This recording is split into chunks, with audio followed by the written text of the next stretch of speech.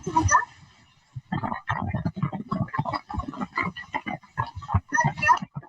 Ya, langsung aja Dr. Jinatul. Waalaikumsalam warahmatullahi wabarakatuh.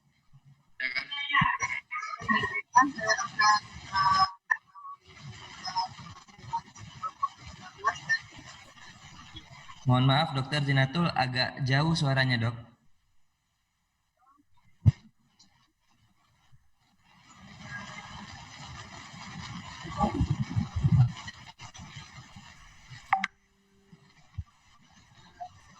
Ini sudah? Masih agak jauh suaranya dok. Layarnya sudah muncul dok, cuman suara dokter agak jauh dok. Mana yang besarin ininya ya? Baik, sudah terdengar dok, sudah terdengar. Ya baik, saya mulai dengan konsep virus. Jadi virus itu ya tidak bisa dikatakan sel karena dia tidak mempunyai organel sel. Artinya apa? Kalau dia bukan sel, kita bisa juga sel hidup.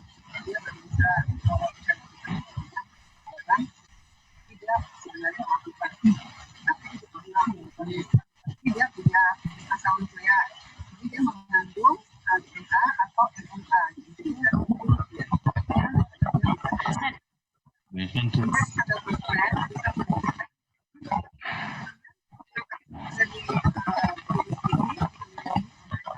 Udah bisa ambil besok aja. Taruh di situ biar nggak kotor. Nggak ada air besok. Kita sepakati dulu ya, yang nggak bicara mungkin diangkut ya. Baik, saya lanjut. Kemudian dia adalah intraselular obligat parasit. Lalu dia tidak bisa dikultur di media kotan, harus di sel hidup. Makanya untuk kultur virus harus menggunakan laboratorium kultur sel. Nah ini kita kenali dulu ya coronavirus ini, bahwa virus ini virus RNA. Ini kan dia intinya bisa RNA, bisa corona ini sendiri virus RNA intinya, dan dia rantai positif bergantung. Coronavirus ini sendiri sebetulnya sudah sejak tahun 60 pernah diisolasi ya. Sampai sekarang sudah ditemukan 7 coronavirus. Antaranya SARS, MERS itu yang dan sekarang COVID-19. Ini ordo dari coronavirus ini namanya Digitalis, dan dia masuk ke dalam delta coronavirus. Jadi namanya delta, alpha, gamma, dan delta di manusia. Nah ini adalah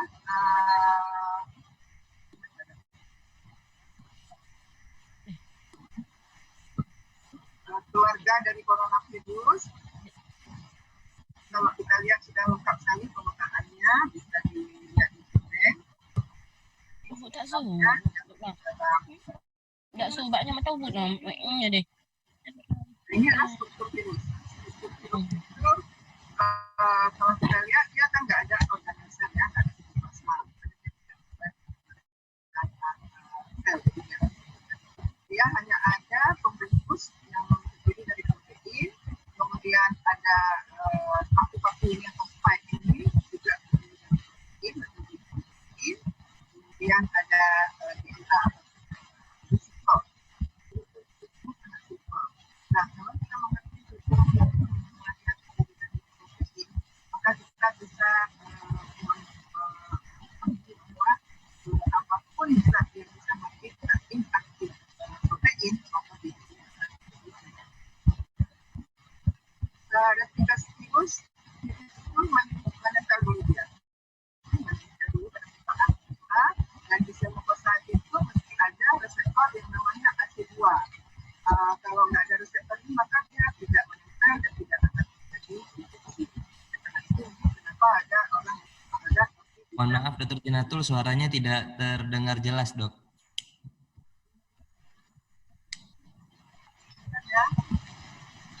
Sedikit jauh dan swing dok suaranya.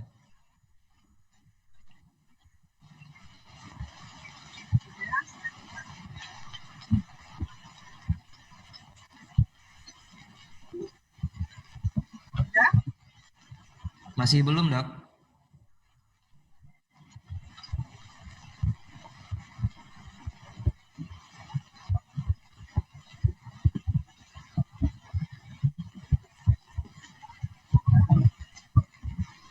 Baik, saya perbesar sedikit suara saya. Ini ya.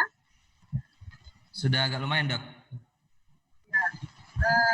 Ini adalah replikasi ya. Tadi kita Ya, seperti ini, Dok. Ya, lumayan. Makasih, Dok. replikasinya itu dia menempel di mukosa saluran pernapasan. Di sana harus ada reseptor AC2. Nah, setelah dia menempel, kemudian dia dan dia masukkan asam ureanya, RNA-nya. Nah, setelah itu baru dia masuk dan melakukan replikasi di sitoplasma. Ya. Karena ada juga replikasi virus, dia melakukan insert di dalam nuklear inang. Kalau ini tidak, dia isi. Ini replikasinya. Ini adalah genom COVID-19 sudah diketahui dengan lengkap dan sudah dibuat pemeriksaan di Bintang. Teknik deteksi virus sama juga dengan organisme yang lain. Ada 3 cara. Yang pertama adalah utur ya, atau isolasi virus. Nah, ini memerlukan laboratorium biosafety level 3 karena tidak kami terus jadi nggak bisa dipakai di laboratorium biasa. Dan di Indonesia ada beberapa saja ya. Kemudian teknik molekuler. Nah, ini yang kita gunakan selama ini adalah RT-PCR. Kemudian bisa di konvensional or real time. Ya. Nah, dilanjutkan dengan serologi. Kemudian teknik serologi. Ya, serologi bisa deteksi antigen dan deteksi ini adalah indikasi akurat untuk mendeteksi SARS-CoV-2. Jadi ada 4 indikasi pemeriksaan PCR. Yang pertama adalah pasien dengan pengawasan. Ini penilaian dan kedua serta bila terjadi pemeriksaan. Kemudian ODP hari pertama. Kemudian OTG kontak erat dengan pasien konfirmasi hari pertama dan hari ke-14. Lalu yang keempat, indikasi yang keempat adalah rekomendasi pemulangan pasien. Maka kita lagi pasiennya untuk kita diambil minimal berjarak 24 jam setelah hasil negatif, jadi 2 kali. Kemudian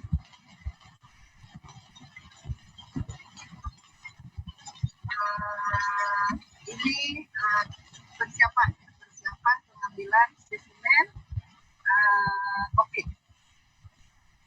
Kita siapkan dulu full box ya, berisi PTM dan ICGL atau GLPET, kemudian ada kontainer, menyimpan swab, kemudian parafilm secukupnya, sensor dan sebagainya, bukti ya, styrofoam, lalu ada kantong plastik, kemudian antiseptik alkohol 70% dan ACN. Ini PTM ya, kita berangkat dulu, sudah siapkan, ini bisa dibuat sendiri, bisa juga dibeli yang sudah jadi. Kita yang selama ini kita pakai adalah yang sudah jadi. Nah, jenis spesimen yang bisa kita periksa, yang pertama adalah usap nasofaring ya, atau swab nasofaring dan swab orofaring. Menggunakan swab background atau flock swab yang lentur yang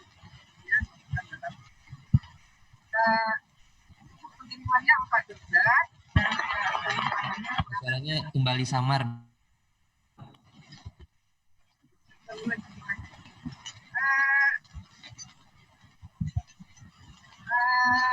Mungkin bisa lebih didekatkan mikrofonnya, Dok.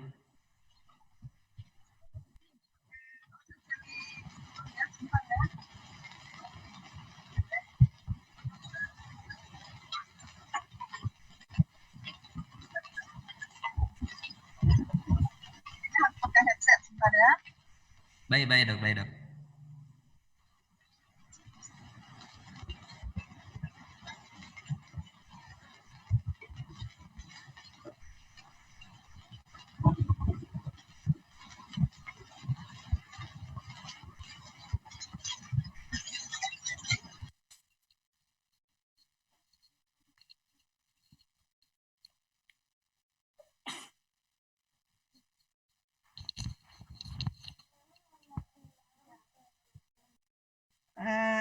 Apa sudah jelas?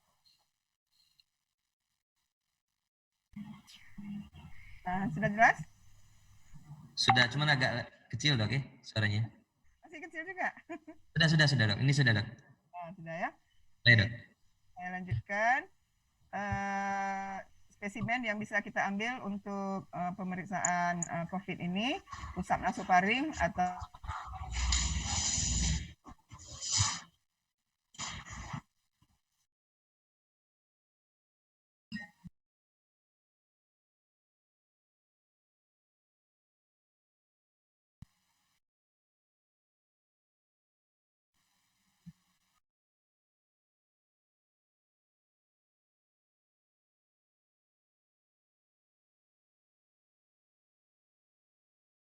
Hilang suaranya.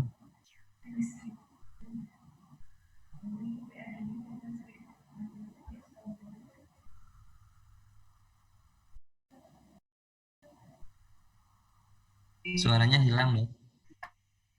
saya makasih ya. Suaranya hilang ada dia. Loh, kok nggak keluar? Suaranya hilang ada. Sudah. Aku kesusahan juga. Susi.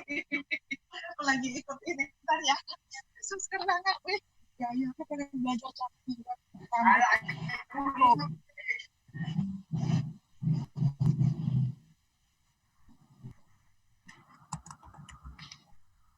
Kok malah keluar dari sini tuh?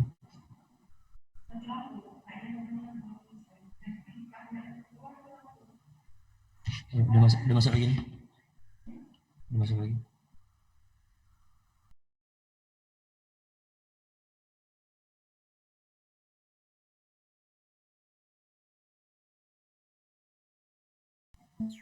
Halo? Ya dok, terdengar dok. Ya, maaf tadi mati lampu, jadi ini ya. Ini udah saya pakai dari HP. Saya lanjutkan tadi sampai ke pengambilan spesimen. Iya, ya. Jadi spesimennya bisa usap atau swab nasofaring dan orofaring, kemudian sputum, bronchoalveolar lapas, aduh gelap nih mati lampu. Tracheal aspirat, nasofaringeal aspirat atau nasal wash. Kemudian bisa juga jaringan biopsi atau otopsi, termasuk dari paru-paru. Kemudian untuk serologi kita bisa ambil serum ataupun darah perifer bisa juga, tapi kurang baik. Nah, kemudian kalau kita lihat dari hasil penelitian, persentase positif untuk PCR ini yang paling besar adalah BAL atau bronchoalveolar lapas, ya 93%. Kemudian sputum juga bagus, ya sampai 72%. Swab dari penelitian ini mungkin kurang, tapi ada beberapa penelitian lain yang mengatakan swab bisa sampai 85% positif. Ini yang harus diingat waktu kita melakukan pengiriman adalah kontainer dan suhu pengiriman. Ya. Suhu pengiriman harus dipertahankan 2-8 derajat dan tidak boleh beku. Ya, ini ada beberapa literatur dan dari buku panduan juga ada disebutkan bagaimana cara pengiriman dan kontainernya. Nah, ini juga. Nah, untuk sputum, karena tidak semua pasien COVID ini ada sputum ya, karena sebagian besarnya juga batuk kering.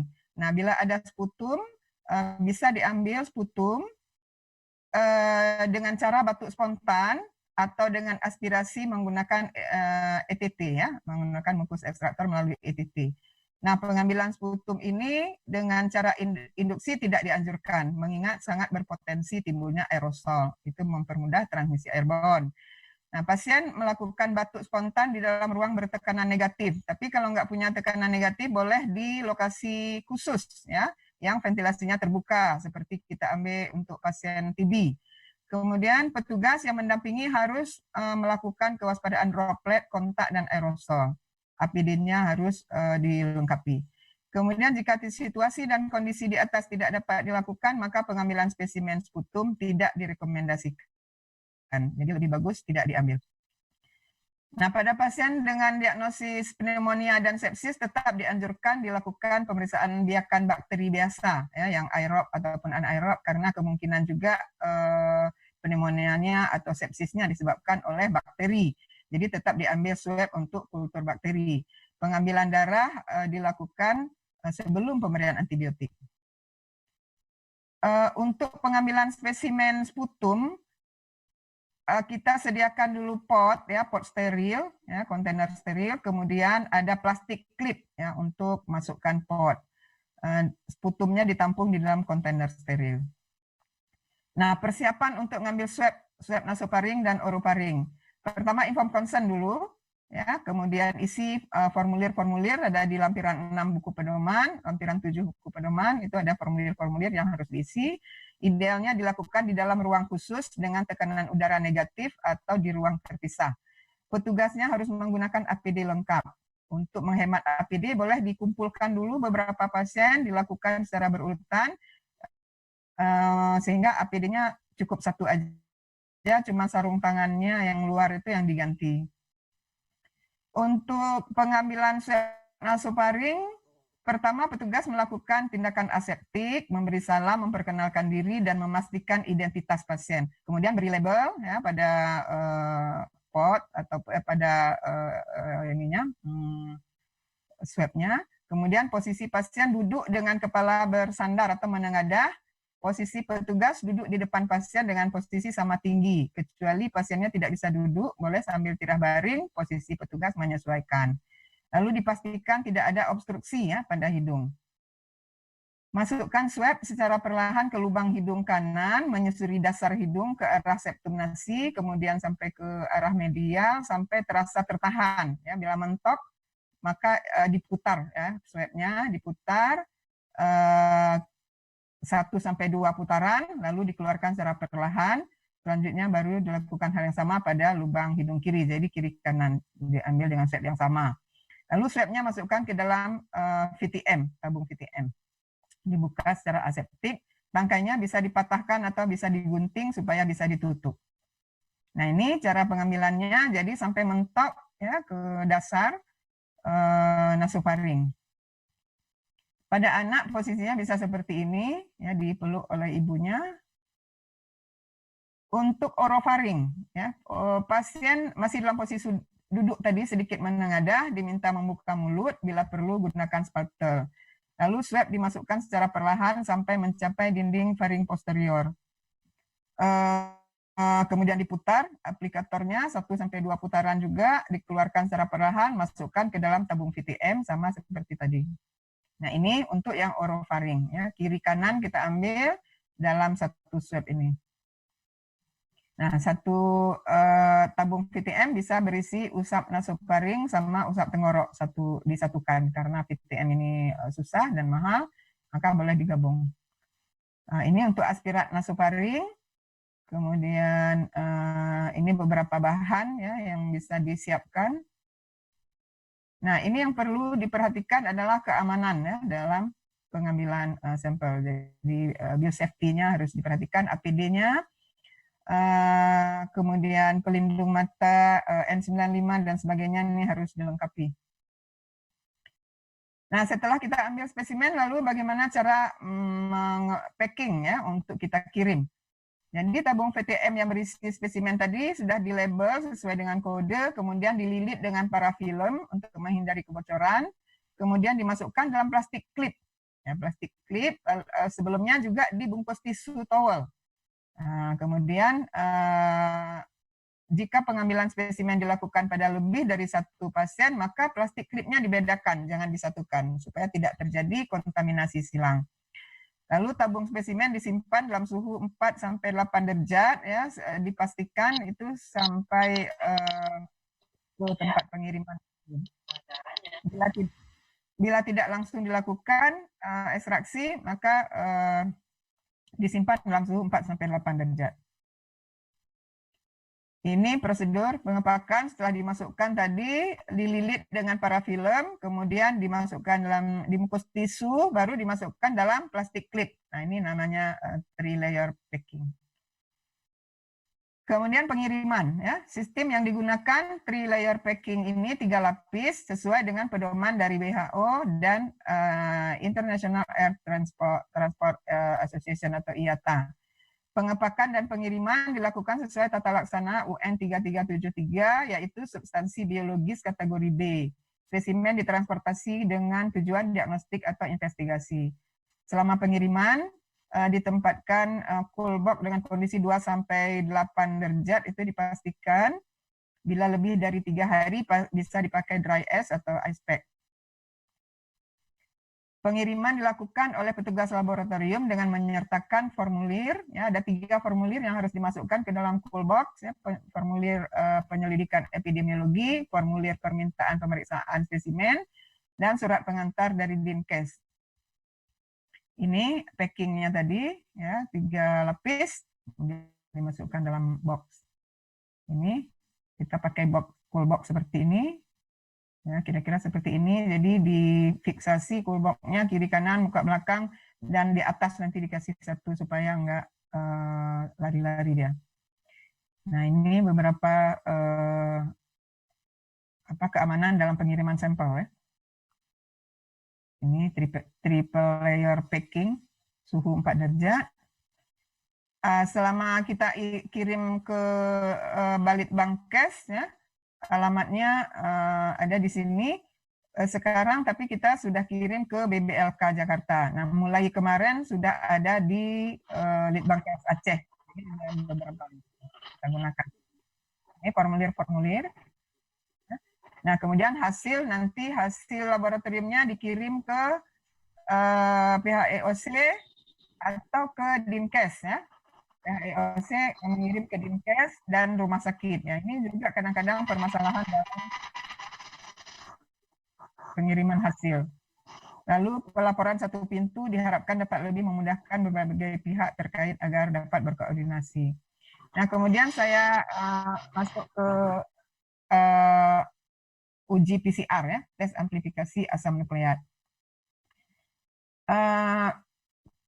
Uji pan-coronavirus ini dilakukan dengan amplifikasi RT-PCR diikuti dengan pengurutan amplikon daerah non-konservatif. Dan pentingnya konfirmasi ini ada 4 jenis coronavirus ini kalau yang untuk pan-corona. Tahap pertama dari uji PCR ini adalah ekstraksi RNA. Ini adalah tahap yang paling berpotensi sebagai bahaya biologis, ya, karena dia masih mengandung partikel virus yang masih infeksius. Jadi pada tahap ini harus betul-betul diperhatikan biosafety level 2-nya dan BSC-nya BSC 2, kemudian APD petugasnya harus lengkap, ya, dilakukan oleh tenaga yang terlatih. Dan prosedur ekstraksi ini juga tergantung dari merek, ya.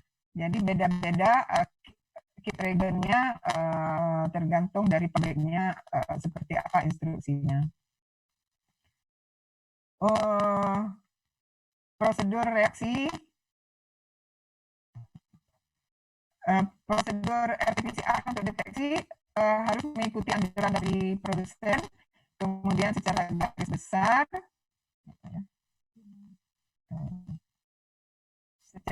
besar, ya umumnya ini walaupun beda-beda mereknya, secara garis besarnya preparasi reaksi RT-PCR ini target gen yang dicari itu bisa dari N1, N2, RP, ya, atau bisa dari ada beberapa gen target yang akan dicari.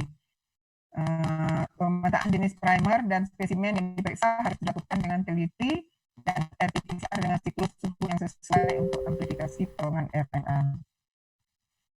Nah, ini kemudian interpretasi, ya, bagaimana menginterpretasi hasil dari RT-PCR. Juga tergantung dari pabriknya, dari bagaimana instruksi dari pabriknya. Biasanya itu kurva sigmoidnya menunjukkan terdapat amplifikasi asam nukleat yang menjadi target pemeriksaan. Jadi ada kurva nanti yang meninggi, ya, seperti kurva sigmoid, maka di situ dikatakan bahwa hasil positif. Ya, kurva sigmoid yang memiliki CT kurang dari 40 atau cycle threshold-nya kurang dari 40, Kemudian jika CT yang sama dengan atau lebih dari 40 dengan IC-nya kurang dari 35, maka ini biasanya hasilnya negatif. Jadi yang menginterpretasi hasil ini harus orang yang sudah berpengalaman dan ahli. Jika kurva sigmoidnya memiliki CT mendekati 40, ya, sekitar 37 sampai 39, maka kemungkinan kontaminasi silang. Nah, kalau ini terjadi, maka harus dilakukan pengulangan dengan beberapa interpretasi. Nah, kalau kita lihat tabel ini gen targetnya N1, N2, ORF1A, dan RT. Jadi kalau ada salah satunya yang positif, maka dia dibaca positif ya. RT ini untuk kontrol. Kalau N1, N2, RF1A itu negatif, maka dibaca negatif. Ya. Tapi kalau semua RP-nya juga negatif, nah ini nggak mungkin, maka ini valid. Oleh karena itu harus diulang, karena RP ini adalah kontrol. Ini kok jadi lucu suaranya.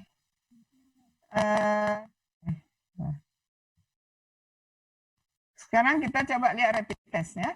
Rapid test atau rapid diagnostic test (RDT) tujuannya untuk mendeteksi antibodi imunoglobulin M dan imunoglobulin D terhadap SARS-CoV-2. Jadi RDT yang kita pakai itu dia mendeteksi IgG dan IgM ya, bukan IgG saja atau bukan IgM saja, dia sudah dicampur di situ IgG dan IgM dalam satu garis.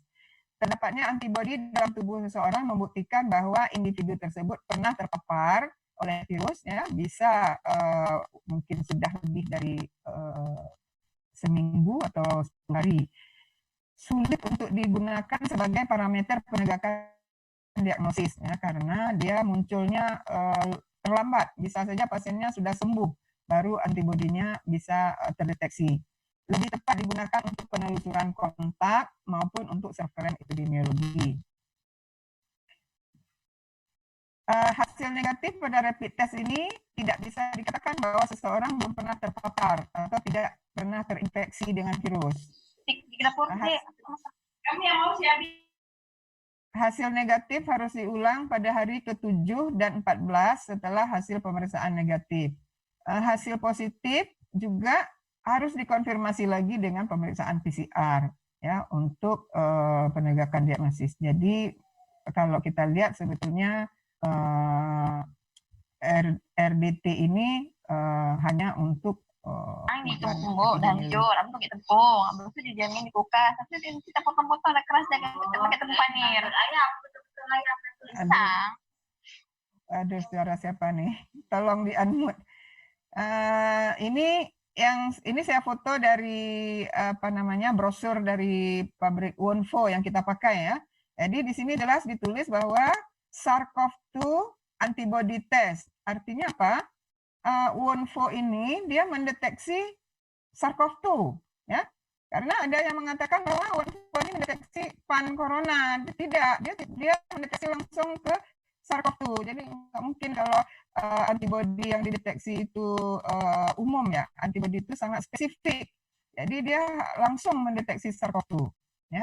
Dan IgG IgM ini ada ditulis di sini, bisa dibaca IgG IgM sudah digabung di dalam satu kit itu. Garisnya memang cuma satu untuk IgG IgM ya, satu kontrol. Jadi dia mendeteksi IgG dan IgM. Nah, ini bisa dilihat ini beberapa contoh ya, garis merah yang terbentuk. Kalau kita lihat di sini hari pertama seperti ini, mungkin ini nampak samar ya, di T ini nampak garis samar. Di sini ini hari pertama, hasil rapid test pertama. Kemudian hari ke-7 diuji lagi sama juga seperti ini ya. Sama sekali, ini sangat menyesatkan ya. Tapi dilaporkan positif ya, pasien ini dilaporkan positif. Nah, kita lihat di sini. Setelah keluar hasil PCR ternyata negatif. Jadi sangat menyesatkan. Lebih bagus kalau yang seperti ini memang kita nggak baca positif ya. Karena kalau yang positif itu jelas dia seperti ini. Nah, ini jelas ya, garisnya merah jelas, 2 garis merah dia positif. Jadi Jadi ini dibaca positif, ini negatif. Nah, ini memang yang kita baca negatif, ini yang dari Zainal Abidin. Ya. Ini menjadi pembelajaran untuk kita dalam pembacaan hasil rapid test. Nah, harus diingat juga bahwa rapid test ini banyak sekali cross reaksi. Ini dari brosur pabriknya ini saya foto nih. Ternyata dia banyak sekali cross reaksi dengan yang lain ya, para influenza A, influenza B, chlamydia, mycoplasma dan sebagainya. Jadi bisa saja yang samar-samar tadi itu ada cross reaksi, ya, itu yang harus diperhatikan.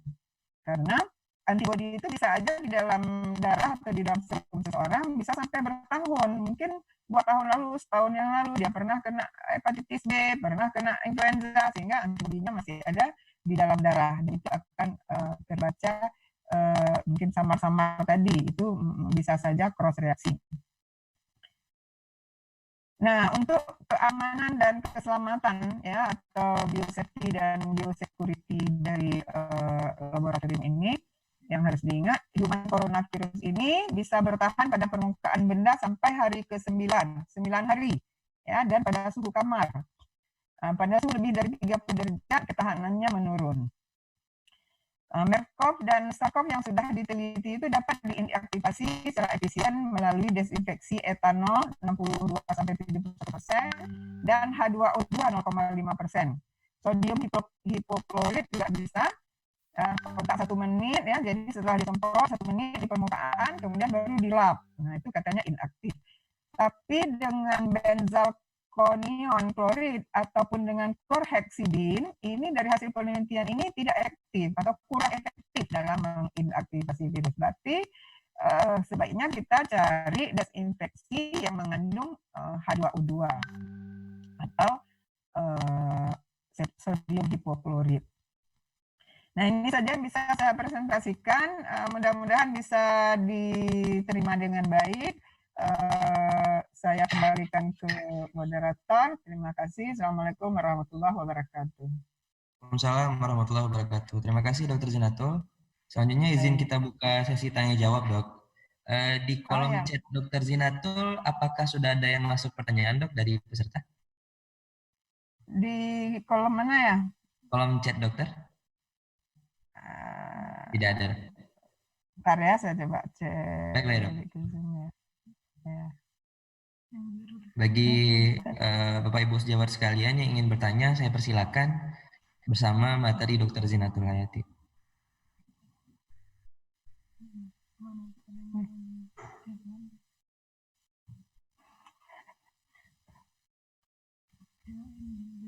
Silakan bagi yang ingin bertanya langsung saja boleh mengaktifkan mikrofonnya dan langsung memperkenalkan diri, langsung memberikan pertanyaan kepada Dr. Zinatul.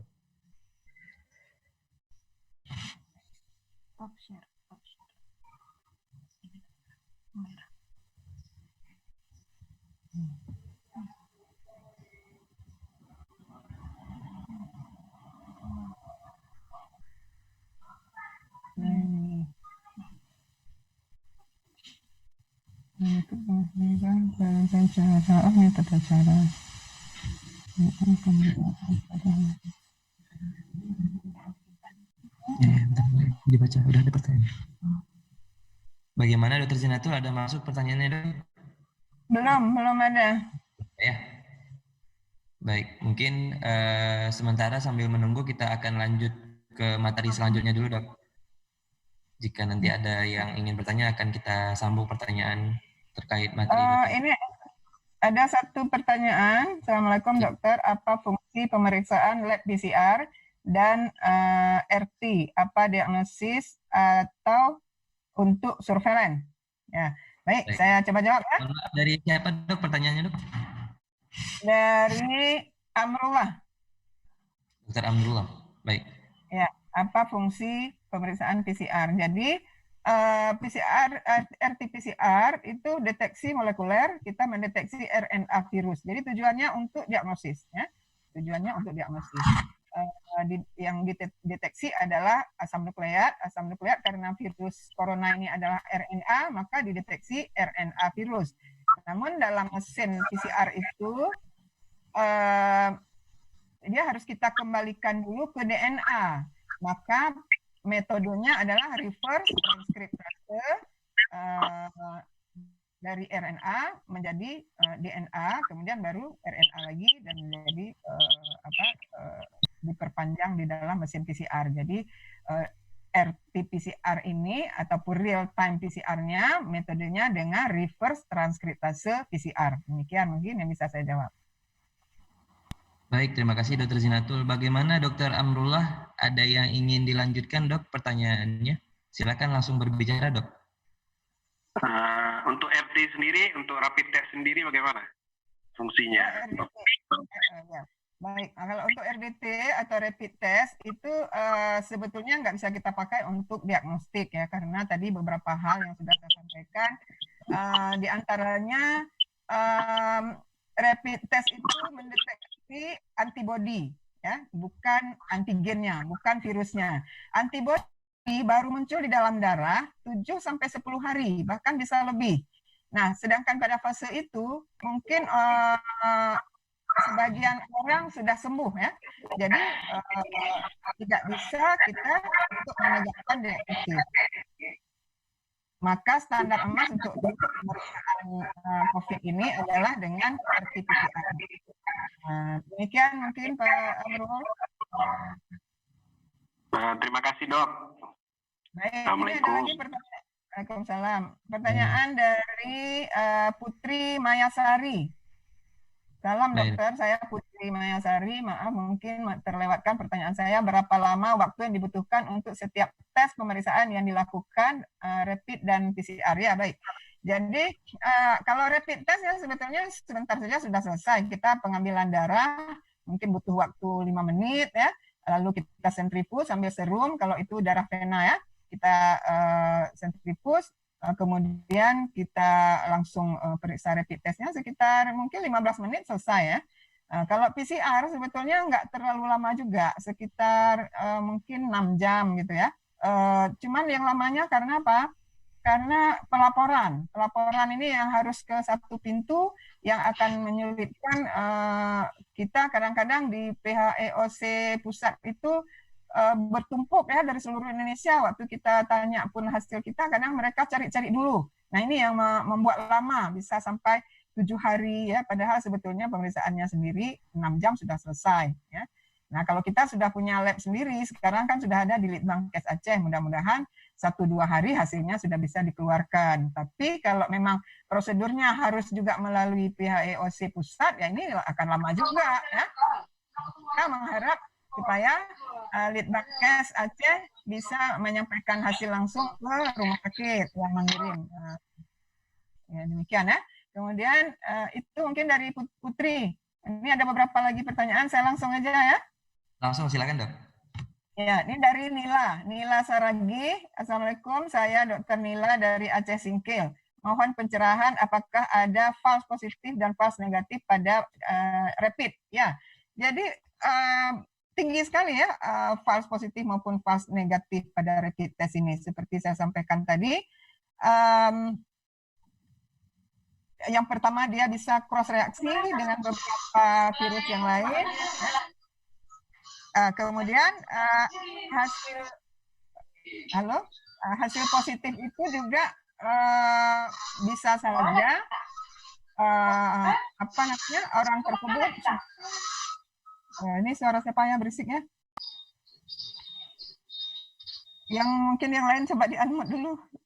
Baik, sudah. Jadi besar sekali ya nilai false positif dan false negatifnya, terutama tadi yang menjadi cross reaksinya. Maka ini kelemahan dari rapid test. Ya, saya sendiri sebetulnya tidak menyenangi atau tidak stress juga dengan rapid test ini ya, banyak sekali false. Mungkin untuk tujuan pencarian kontak bolehlah ya, kalau misalnya ada satu yang positif lalu kita telusuri keluarganya, nah itu mungkin bolehlah pakai rapid test ya, untuk tujuan epidemiologi, tapi untuk tujuan diagnostik nggak bisa.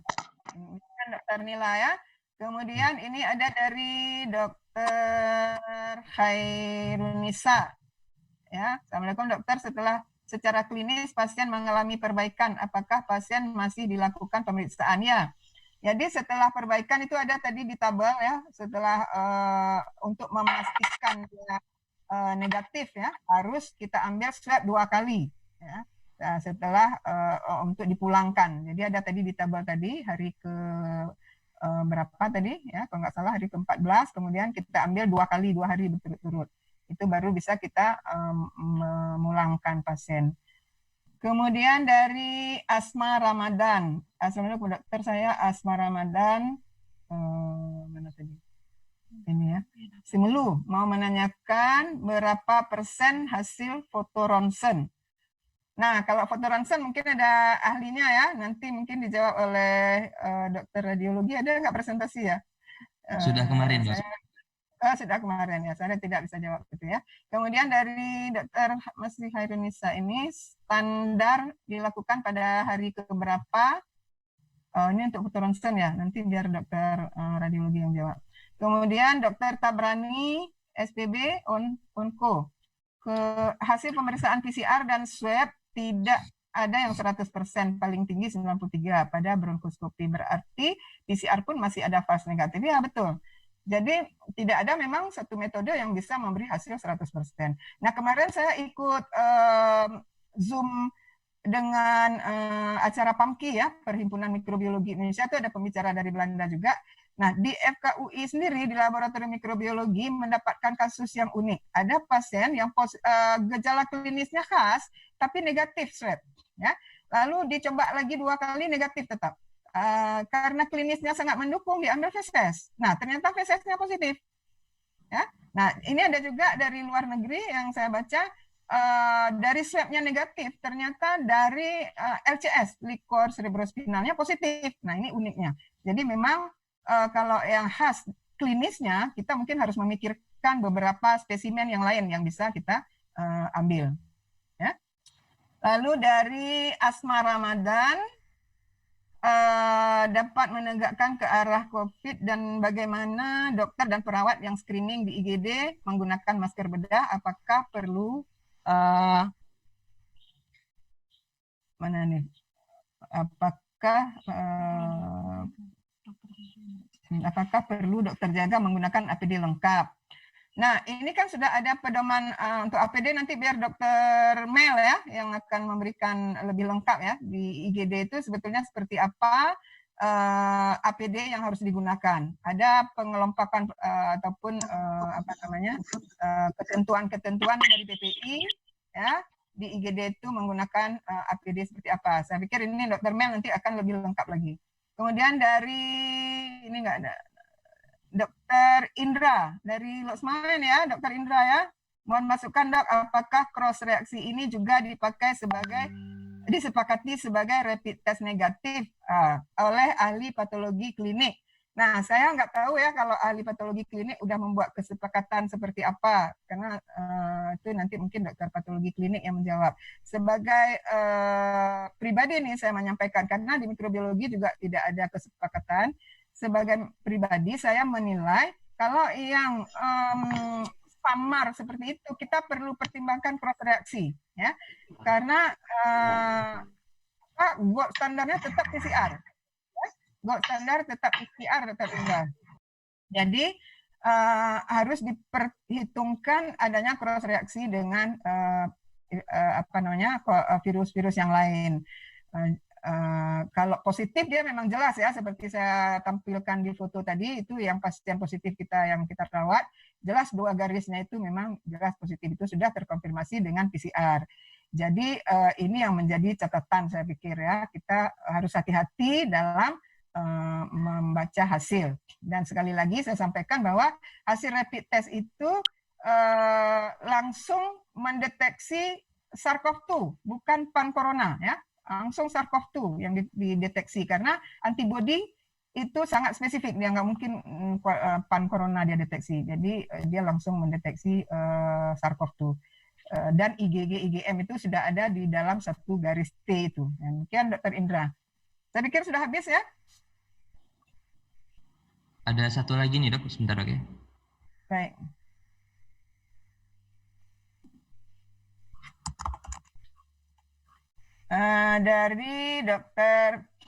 Dari Rahmi ya, Rahmi Darmia dari PD Jaya.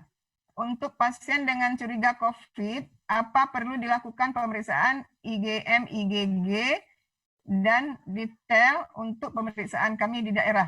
Jadi rapid test itu memang dia mendeteksi IgG, IgM. Ya, di dalam satu garis T itu udah ada IgG, IgM yang dideteksi ya. Untuk pemeriksaan darah yang lain seperti difter itu perlu ya, dan pemeriksaan darah rutin ya. Bahkan ada beberapa mungkin Dr. Vivi itu yang sudah memberikan materi kemarin untuk yang laboratorium. Ada beberapa indikator juga yang bisa dideteksi seperti leukosit, ya, limfosit dan sebagainya, itu perlu juga dideteksi. Nah kemudian ini dari Rofia. Dari Pada Dr. Ella. Oh ya, pada pasien konfirmasi COVID-19 yang sudah dinyatakan sembuh dan terkonfirmasi melalui RT-PCR, ketika dilakukan rapid test secara random di luar masa rawatan, apakah hasil rapid test bisa positif? Pasien konfirmasi yang sudah dinyatakan sembuh, berarti dia dari RT-PCR-nya sudah negatif ya. Kemudian dilakukan rapid test secara random, ya. Jadi rapid test itu bisa bertahan lama positifnya, karena antibodi di dalam darah itu bisa lama dia positif. Ya. Misalnya kita vaksin ya, vaksin itu kan tujuannya untuk meningkatkan sel memori, ya, sehingga antibodi di dalam darah kita itu selalu siap siaga. Nah, itu bisa bertahun bertahan. Nah, sama juga seperti ini. Jadi sebetulnya antibodi itu bisa lama, tapi saya belum tahu lagi sampai berapa lama dia bisa bertahan di dalam darah. Ya. Apakah hasil rapid test bisa positif? Karena setahu saya dari webinar sebelumnya IgG puncak hari ke-14 dan bisa bertahan sampai hari ke-28. Ya, jadi bisa lama itu bertahan, tapi saya belum tahu sampai berapa lama antibodi itu masih bisa terdeteksi dengan rapid test. Karena rapid test ini nggak bisa memastikan orang tersebut sedang terinfeksi. Jadi sudah sembuh pun masih terdeteksi. Jadi lama dia ya, bisa lama terdeteksi. Ya, selesai ya, habis ya. Baik, mungkin nih dok ada yang mau didiskusikan oleh Dr. Tabrani. Ya, baik, silakan. Saya aktifkan dok ya mikrofonnya.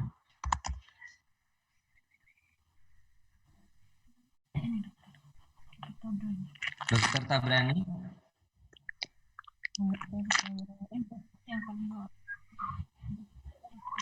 Halo Dr. Tabrani. Ini ya Dr. Tabrani. Ya, untuk PCR false negatif, sedangkan klinisnya khas COVID. Ini harus dipertegas supaya tetap diperlakukan sebagai COVID walaupun PCR negatif sampai 3 kali. Ya, ini yang tadi mungkin saya sampaikan ya, kasus-kasus yang sudah ditemukan di tempat lain seperti di mikro FKUI itu, PCR-nya dari swab negatif ternyata dari tesesnya positif. Kemudian dari swab-nya ada yang negatif ternyata dari LCS-nya positif. Jadi disesuaikan dengan klinis, mungkin perlu diambil spesimen yang lain selain dari swab nasofaring dan orofaring. Bisa saja, yang penting kita lihat klinisnya udah sangat mendukung, kita perlakukan saja dia sebagai PDP. Saya rasa begitu. Baik, terima kasih Dr. Zinatul. Mengingat waktu, mungkin kita cukupkan dulu dok untuk sesi pertanyaan di sesi dok. Kita akan lanjutkan terlebih dahulu ke pemateri berikutnya dok. Kepada Dr. Zinatul kita ucapkan terima kasih banyak dok. Ya, sama-sama. Assalamualaikum warahmatullahi wabarakatuh.